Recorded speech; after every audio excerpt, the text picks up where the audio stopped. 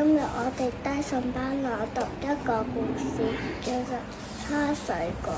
請大家細心欣賞。紅的是什麼？紅的是草莓。圓的是什麼？圓圓的是橙子。黑黑的是什麼？黑黑的是芒果。甜甜的是什麼？甜甜的是西瓜。我愛吃甜甜的水蜜桃。我愛吃香香的梨。我愛吃美美的水果。耶！